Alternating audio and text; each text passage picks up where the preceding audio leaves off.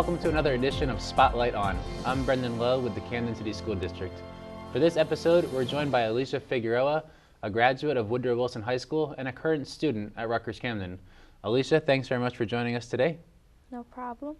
So talk to us a little bit about your time in Camden schools. We obviously want to hear about Rutgers Camden, but we want to learn first about your path there. So you're from Camden originally, and talk to us about your early years in school. Where did you go to elementary school, and how was that experience?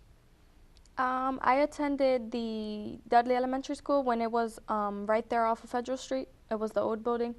And then after that, I attended Caddo. It was also the old Octavius B. Caddo. And then I attended the new Caddo for 1 year when it first opened.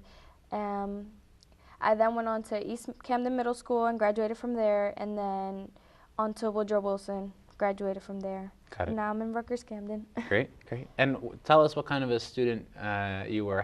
Looking back, how would you describe yourself as a student in those early years at Dudley and then at Caddo?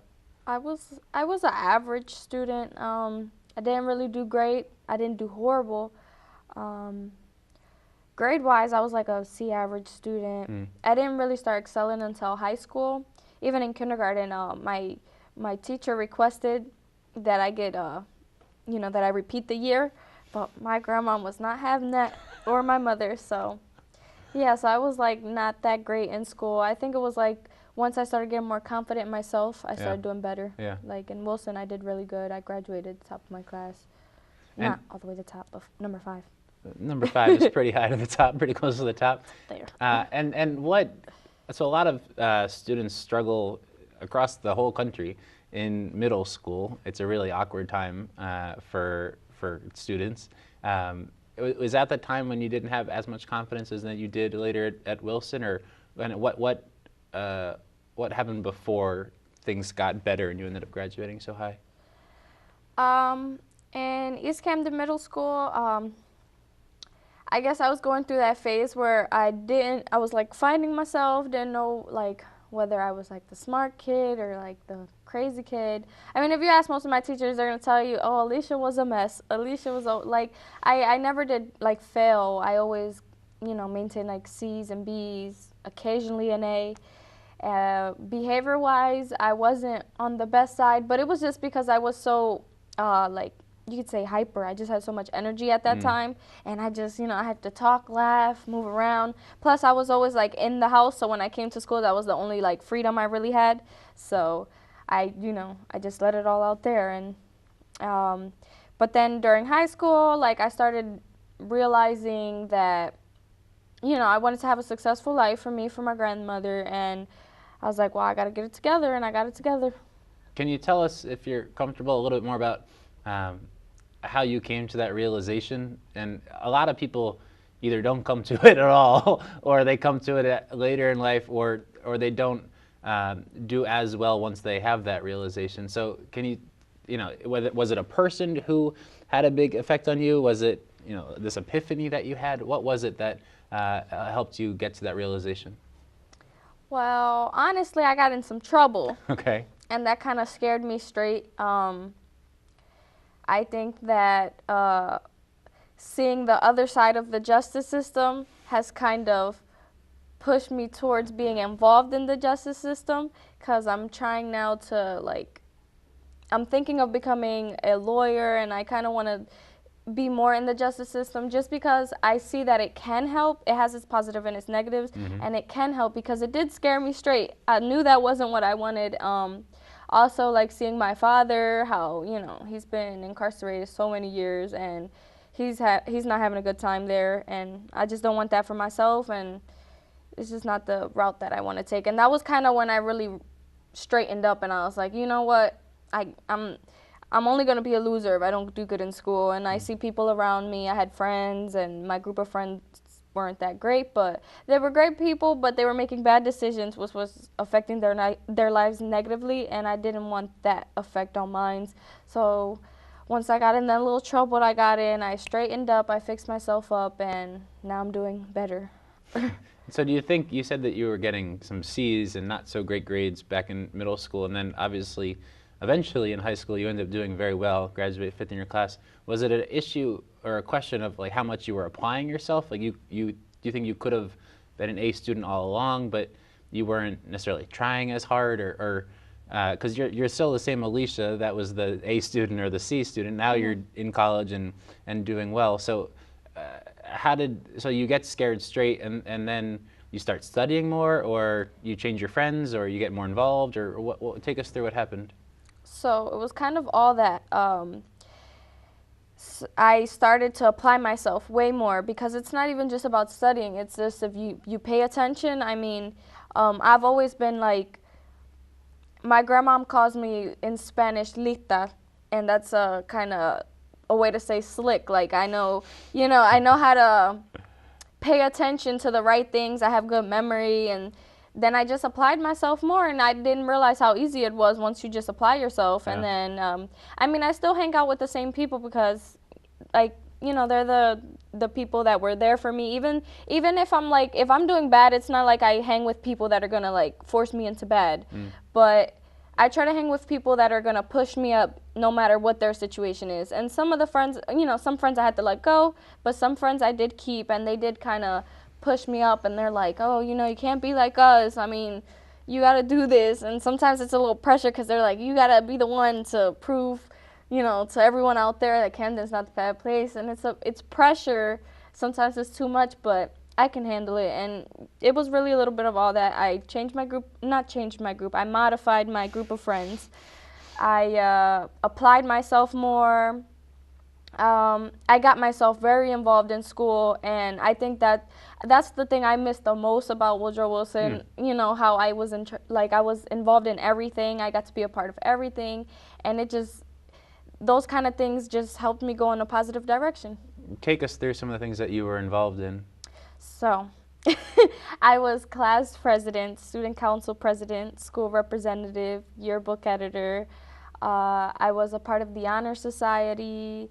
I was MC for a couple of our shows. I coordinated a couple pep rallies. I was a member of Students Against Violence Everywhere. So I did a little bit of everything. That's right. You also, I remember that one of the first times we met was at a press conference that we had at Woodrow Wilson. We were announcing a safety plan. Students were not invited because it was during the school day. And you managed to find your way into the library. And not only that, but you managed to ask a question and then a follow-up question when it was time typically for reporters to ask questions. And it was an example for me of how much you're interested in advocating for your peers and your students. And also, to a certain extent, how fearless you were, because most people wouldn't have tried to sneak into it. But what made you so compelled or motivated to speak out on behalf of your peers and yourself as you did that day? Well, first thing is, back then I didn't really understand the concept of a press conference. So fair enough. I sometimes feel like the state and the city doesn't like having the students involved, and like I'm just a big person of advocating for anybody. Like it could be a kid getting bullied, I'm not gonna sit there and watch that, and our city getting bullied, it's not gonna happen with me. Even like sometimes when community members come on to like the board meetings and they kind of try to bully the board, and it's like that's not how you get things done. You don't bully people around, and like even if people don't like the decisions certain people are making, it's like you gotta be respectful, and you can't just yell and bully and talk bad about people that you don't know. So I went to the press conference because I remember earlier that school year the governor came, and I kind of thought it was sad that he didn't come and try to talk to maybe one of the students. I don't know if he's scared that we're gonna like come at him all crazy or but I felt like he should have at least came or asked the principal, listen, is there a student that I could get a kid in the Camden City to give their perspective on what's going on, just so he could be more aware and he could get to know us, because that's a problem too with some of the higher figures in our community, is that they don't like come in and try to really connect with the community, like through maybe like kids or through people who live here or things like that, and that might be some of the reasons that those people of power are like frowned upon, because they don't come and they don't try to be a part of us. They just try to be for us. So I thought that maybe that would be a good time to maybe let the mayor know, ask some questions. And I mean, looking back and, in hindsight, maybe that wasn't the smartest of things. I'm trying to be a little bit more respectful, and now I'm learning. So now I know, like, there's certain procedures to things. There's certain people you go to. And I mean, even though I love advocating, I of course will advocate, but in a respectful manner. I don't want to come and intimidate anybody or seem like I'm bullying or anything like that, because that's not what I stand for. I stand for what's right, in my opinion, what's right. And are those some of the lessons that you learned through all of your involvement, or what is it about being involved in so many activities that you miss so much about Woodrow Wilson? I love the sense of community, and like when you start something, everybody comes together. Like one of our pep rallies for Students Against Violence Everywhere, we had a battle for your class, because it was separated freshmen, juniors, seniors, sophomores, and we had a kid that came up, and nobody really talks to him. He's more of a silent type. He's different than everybody else, but he came out there and he started killing it. And then everybody just, oh my God, so excited. And everybody was just like real supportive of him. And things like that make me realize that no matter what kind of community you come from, everybody just comes together. And that's things in Wilson that I learned. And just having the group of friends I did, having my whole class of 2014 there to support me and all my decisions, to have people to come to me always when they needed help with something, it gave me like a sense of purpose, and Wilson gave me the sense of purpose that I guess I like craved for. All right. And so we've mentioned that you're now at Rutgers Camden. Let's talk a little bit about how you got there. Can you describe your college process? There might be high school students watching that are trying to figure out what it's going to be like. Can you talk about what it was like for you to figure out where you want to go to college, and then how you ended up there? So I was originally going to go to Richard Stockton University. It's a great school for the marine biology program. However, I'm kind of like, I get homesick. Like I could be home, like I could be not home all day and I'll be homesick. And so when it came to time, my car had broke down, and I don't want to admit it, but I kind of just used that and latched onto that excuse because I just didn't want to go. I was so scared to death. However, at Rutgers University, I'm having a wonderful experience. I feel like it's a home away from home. I feel independent, and although it's, it's hard work, you have to study long hours, you have to dedicate most of your time to it, I still have plenty of time to, hang with friends, go hang out with my grandmother, which is my family. And it's hard, it's a long process. But once you're in there, it's like you wanna finish through, because each year you're gonna see a class graduating. You're gonna be like, I can't wait for that moment until it's me graduating. Right. Advice I would give is just pick a school you're comfortable with. Don't pick a school because people are telling you that you should go to that school. Pick a school that you feel is right for you. You want to go visit the school. You want to go see the lunch programs, see the various organizations in the programs. And just make sure that school is good for you. And then once you're there, stick through it. I mean, I feel like the goal shouldn't be, graduating in 4 years. The goal should be graduating. So no matter how long it takes, take your time, but do it right and enjoy the process. And how did you, just to go a little bit earlier into the process for you, how did you originally become aware of and decide to apply to Richard Stockton? Did you apply to other places too? Some kids are unsure, how many schools do I apply to, all in-state, some of those things. Did you get help from a guidance counselor? What was your experience like? I applied for many schools. My guidance counselor, Miss Pruitt, Oh yeah. she's awesome. She gave me the best advice ever, which is apply to like as many schools as you can, because when it comes down to it, like your first choice, like my first choice was Princeton. Well, that didn't work out for me. I possibly could have gotten in, but I didn't put the effort. Not only that, I felt like when I got there it was going to be too much for me. It was too far from home. Yeah.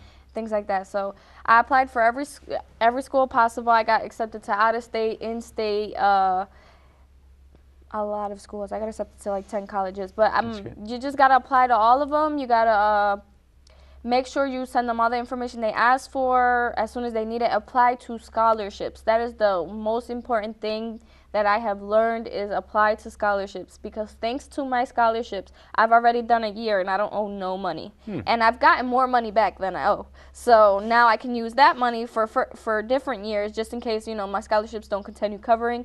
But you got to apply for as many scholarships as you can. I applied to probably more than 20. And I only got like 6 back, but those 6 were enough to pay my first year, and I have scholarships that are throughout the years for the next 4 years. Well, 3 years now, because I'm almost done my first year. I'm so excited. Okay, so yeah, so apply to scholarships. Miss Pruitt really helped me out. She had all all the scholarships that we could apply for in one pile. She had all the schools we could apply for in another pile, and Great. that's how it all worked out for me. And even though Rutgers was not my first school choice, it was Princeton, then Stockton, and then Rutgers. But I'm happy that I chose Rutgers because it's been the most beneficial. I've been close with my professors. It's small classes, and it's comfortable for me.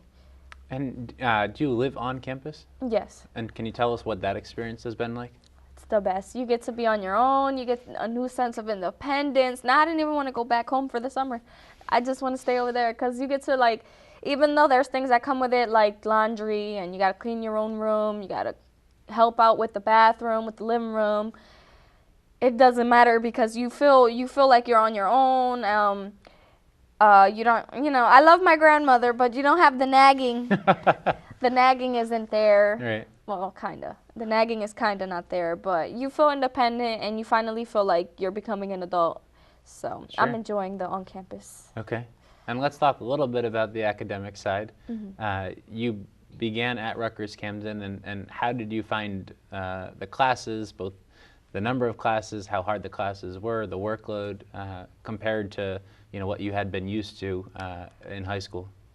Well, the workload was ridiculous. I mean, Ms. Pruitt told me take 4 to 5 classes, but because I placed in the 0 credit maths, I decided to pile up my classes. So I took 7 classes my first semester, and I thought I was gonna die. I said, oh, I should have never done this. I'm never gonna finish. Oh my God! Like I was losing it at one point. I was like, okay, I'm just gonna drop out. I might as well. I'm not gonna make it. It's too much. But then, slowly but surely, I got better and better, and it was mostly like I had help, you know, from obviously talking to people like you, getting your advice on college, and it helped me, you know, just have faith in myself. And then once I seen I got a B on my biology final. You don't know what a B is in college. A B is an A+++. So once I seen, I was like, okay, I can do this. It made me more comfortable, and now I'm just slowly but surely working my way up and trying to do better.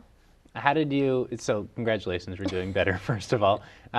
What changed? How did you manage to get a grasp and adjust so that, you know, you didn't feel like dropping out, but you actually, in one semester, which is just 4 months, you managed to go from potentially wanting to drop out to a B on a biology final, and biology is not, you know, it's not the simplest subject. It's really not, especially in college. You're getting into the nitty-gritty. Like, if you think about it, in high school, you learn, like, general biology. Well, I'm taking general biology, and it's like, for example, in biology in high school, you learn about the electric transport chain. But when you learn about the electron transport chain in college, you're learning about the ions produced, pumped, in, out, everything. So what changed was I figured out what kind of a learner I was. Like, you're either a visual learner, you're a type of person that needs to write, you're a person that needs to listen, or you're a person that, like, needs to be on their own. I realized that watching videos on YouTube surprisingly helped me a lot. Like, I would go to class, the teacher would teach me the lesson, and then I would go home, well, to my dorm, and then I would rewatch the lesson taught by somebody else, but it was the same general information. And then I just kept on doing that, watching the videos and getting the lesson taught to me over and over, because I realized when I take notes in class, I don't learn. Right. When I take notes, I don't look at them. And even if I do, it's like a whole bunch of letters. It's too much for me. Right. So I realized that learning by hearing and watching was helping me way more than trying to take notes and trying to read a book, because by the time I'm at like the top of a paragraph, once I get to the bottom, I'm like, what did I just read? Right. So then it doesn't matter how many times I read it. And that's what I kind of did. You just got to figure out what kind of learner you are and then apply that to your studies and make sure you study. You really, really got to study. There's no getting around studying in college. Did you know how to study when you first started? Not really, like, you know, not to knock Camden education, but it never really required me to study. Sure. So I didn't have to study. I'd go to class, I'd remember it. And since the workload, you know, wasn't too much, like, it wasn't that much to memorize. But then when you're in college and you got 5 different classes, 5 different curriculums to remember, then it's a whole nother story. You really got to get your game up by studying. So. And so how did you figure out how to study? Well, that same way, I figured out what kind of learner I was, and then I started watching videos, and then I asked around. I asked my roommates how they studied. I tried everybody's methods, but for me personally, it wasn't the same as anybody else's I knew. I had to watch videos, learn it, and then that was all I really needed to grasp the concept, just to rewatch the videos and rewatch the lectures and things like that. If you're going to watch the videos for a lot of the classes that you're in, it's a significant investment in time, obviously. Was there still time to do other things, fun things, hang out with friends or boyfriend, or have a life outside of school? Or did this commitment to doing better in your classes meant that's all that you could do? No, it's really not all. You still have personal time. Like, I still chilled with my best friend, my guy friend, and as long as you have like a circle that's supportive of you, they'll understand when you say, oh, listen, I can't hang out today, I got to do this. Oh, fine, okay, go ahead. Yeah, handle that first. Like, you got to have a good group of friends too that understand like that you have commitments. Like, my best friend, she calls me all the time to see how I'm doing. But if I'm like, oh, sorry, Shayla, I can't talk, I'm studying. Oh, okay, no problem. Just text me when you're done. You got to get friends like that. But you still have a lot of time, personal time. Like, the thing is not to procrastinate, because the more you procrastinate, the less personal time you have. Right. You got to get things done, like, you know, right after class, go study, boom. So that way you can have the weekend free and you can hang out with whoever, you can do whatever, you can have fun. I mean, in college there's parties and all types of things. Right. But you got to make sure you put your studying first and your homework first, because if not, you're just losing out on all your personal time. And how do you keep yourself organized, especially when, you know, you're not going to the same classes with the same group of people? You're at a much bigger place now. So you might have a test on one day for a certain class. You have a paper due in a different class on a different day. How do you keep everything organized in the same way that you were describing? Well, I put everything in my calendar, or I have like a paper that I put in front of my dorm door. I write down everything important that I need to do throughout the week. And I mean, to be honest, sometimes I forget things and I'm like, oh crap, I get to class and I'm like, oh, I didn't do that draft. I didn't turn in the draft. Oh my God, I'm going to get in trouble. But sometimes your professors will understand. Sometimes, you know, you're an adult at this point. You got to take responsibility. So just write everything down. Put it in more than one place. Don't just write it on the door. Write it in your phone calendar. And a lot of the times I have my friends remind me that aren't in school. I'll be like, oh, can you call me Tuesday morning and remind me that I have an interview? Or can you call me Wednesday morning and remind me that I have to go type this paper? And they'll do that. They'll do that for me. So that's why it's good to have a good group of friends, because my head's filled with a bunch of knowledge right now, and it just doesn't have that much memory space. Like a computer. Yeah. Understood. And what about being at Rutgers itself? Obviously, it's in Camden, but it's not. The majority of kids who go there are not from Camden. It's also a lot bigger than Woodrow Wilson. So, what has it been like to become more used to that campus and going to school with lots more people from lots more different places? It's actually not been that hard, because unlike Camden, a lot of people, I don't want to diss Camden, but a lot of people in Rutgers are like very courteous people. You know, they open the door for Right. you. If you accidentally bump into them, you don't got to worry about getting yelled at or anything like that. So that was like a easy, very, very easy transitional adjustment. But because the people in Rutgers are so nice and, you know, very respectful. The professors are real nice. The other students, like from other communities, are real respectful. And I feel like that's something that I wish I could take in, like, to Wilson, and because sometimes a lot of the problems in Woodrow Wilson are just petty little things, like, oh, she was grinning me down, or she bumped into me, like things like that you can ignore. It's just like my message to people, to all the high school students in Camden is don't come in with the same mindset that you've been in high school, because our thing in Camden is that we gotta survive. We can't just let everyone come and bump into us and yell at us and stuff like that. We have to say something back, because then it gets into like bullying again. So you have to, everybody in Camden always has their guard up because of the community we're raised in. We always have to have our guard up, because if not, it just ends up bullying, and that could lead to all types of bad things. But you don't got to deal with that at Rutgers, because everybody from different communities are real nice, real courteous. I'm still having a hard time fitting in, just because of the way my background is compared to maybe someone of like Cherry Hill. We talk a little differently. We act a little differently. Our ideas are fun, or a tad different. It's a hard adjustment, but I'm getting there. I'm starting to make friends. Okay. I had one of my friends from East Camden Middle. She goes also to Rutgers, but she doesn't live on campus. And we were talking, and I'm saying hi to all these people, and she's like, oh, look at you with all your friends. I'm like, I know, I'm surprised, because at the beginning of the semester, I was so antisocial. I didn't want to talk to nobody, because I thought they were going to judge me. Right. I thought they were going to, like, see right through me, like, oh, she's just a little ghetto girl from Camden. She's, you know. Right. That's what I thought people were going to perceive me as. Right. But everybody's real open, and you just got to come in there with an open mind. And you're only 1 year into it, too. Real quick, because we're running out of time, but real quick, can you give folks a sense of what might be next for you? You've come a long way. What are you hoping to do? Just real briefly, you got to finish Rutgers Camden, but once you get through there, what are you hoping to do? I'm definitely gonna stay in Camden. I'm always gonna advocate for Camden. I'm always gonna advocate for those who won't speak for themselves.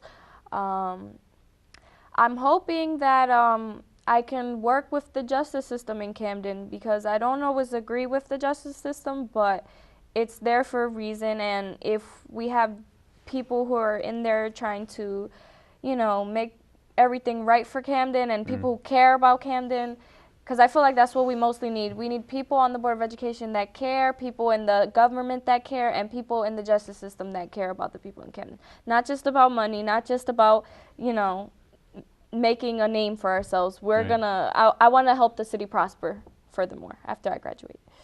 All right, amen. Amen. Alesha, thank you very much for joining us. And thank you very much for watching this episode of Spotlight On with Alesha Figueroa.